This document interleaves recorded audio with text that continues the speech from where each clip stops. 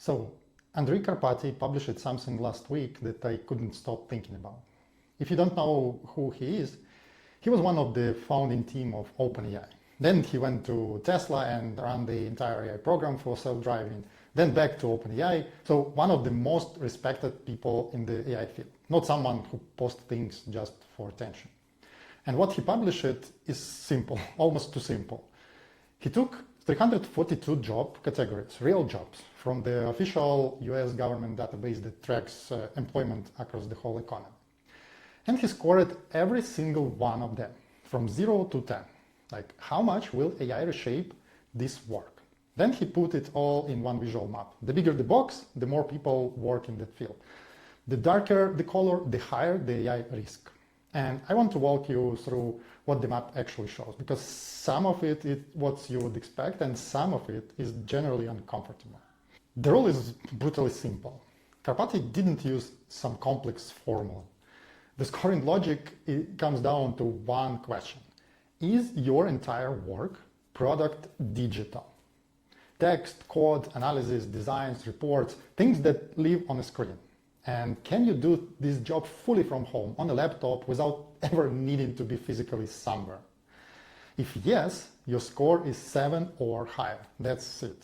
Because that's exactly where AI is already very capable and getting better every few months. Let's look at some real numbers. Roofers, score 1. Landscapers, score 1. Commercial drivers, score 0. Plumbers, electricians, mechanics, score 2 or 3. Nurses, policy officers like veterinarians, score 4 or 5. Physical presence, real world judgment, human interaction, like still mostly safe. Now here's where it gets interesting.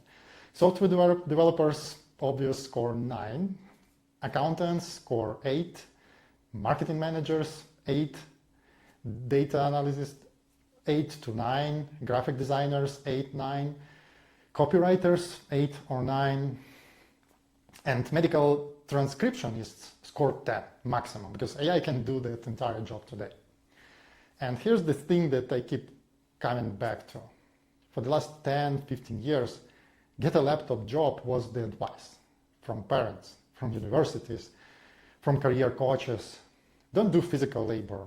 Get a skill that lives on a computer. Work from anywhere, good money, no physical risks. And the advice made sense at that time. But what we were really saying was build a career where your entire output is digital. Text, code, analysis, designs. Which is exactly what AI now is doing very good, right? The dream job became the risk job. Not because the advice was wrong, but because the world changed faster than the advice did. Now, and this part really matters. A high score does not mean the job disappears. Karpathy says this himself clearly in the tool. Software developers score 9, but if every developer becomes 3 times more productive with AI, the total demand for software could actually grow. More products get built, more companies can afford to build things they couldn't before. The score measures how much the work gets reshaped, not where the role vanishes tomorrow. But here's the question that I think is more useful for anyone watching this. Will companies need the same number of people to do this work as before? That is a very different question. And we are already seeing the answer. In smaller teams, in hiring freezes, in junior positions just quietly don't get refilled. In one senior person with AI tools doing what used to take 3 people. That's the real shift happening right now. Not dramatic headlines, right? Just quieter headcount. So what do you actually do with this information? I work with companies on AI adoption, and I see the same pattern everywhere.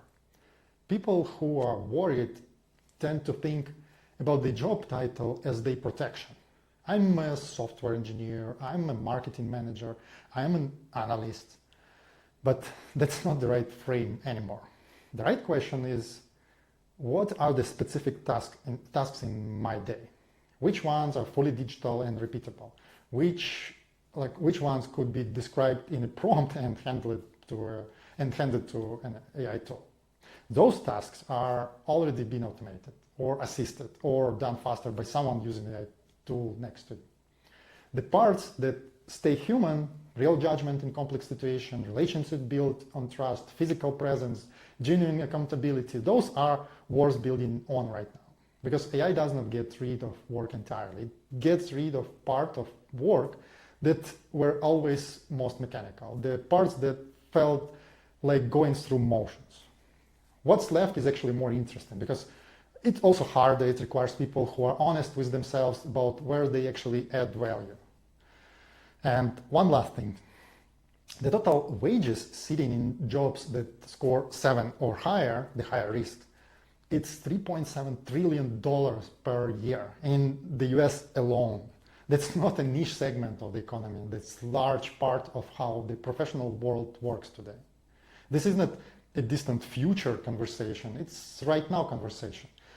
And the map is at Karpathy website. I will put it in the link below. It takes maybe 10 minutes to explore. Find your occupation, look at the score, read the rationale, and then ask yourself, does that match what you already feel happening around you? Because most people I talk to, when they are honest, already know the answer. Thank you. See you in the next one.